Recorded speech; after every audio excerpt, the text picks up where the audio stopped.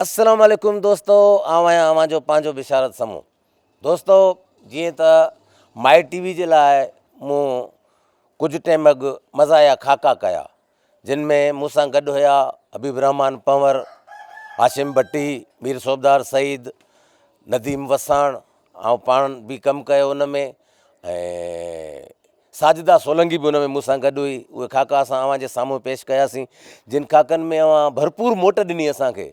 ऐं सभ खां पहिरियां तव्हांजे मोहबतुनि जो शुक्रगुज़ार आहियां जो तव्हां एॾो मान ॾिनो ऐं मुंहिंजे खाकनि खे पसंदि कयो।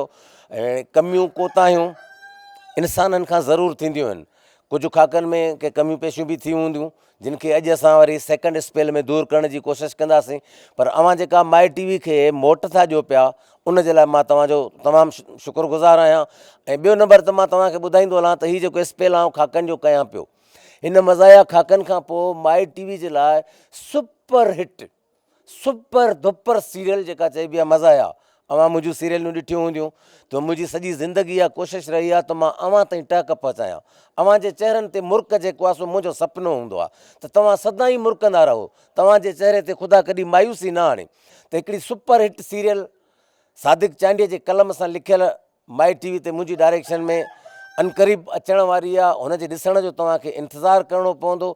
ऐं हीअ जेके असां खाका ॾिना आहिनि तव्हांखे, इन्हनि जे लाइ तव्हांखे असां चवंदासीं त माई टीवी खे लाइक कयो, फॉलो कयो, सब्सक्राइब कयो, हुन बेल क्लिक जे बटण खे दॿायो। वधि खां वधि जेका तव्हांखे मज़ा हिन वक़्तु मिलंदी यूट्यूब चैनलनि ते, उहा माई टीवी ते मिलंदी। छो त हीअ जेको असां कमु कयूं था, इहो स्क्रिप्ट वाइज़ असां कमु कंदा आहियूं। ऐं इनशा उमेदु था कयूं त अॼु जेको असां पोरियो कयूं था उहो अव्हां क़बूलु कंदा।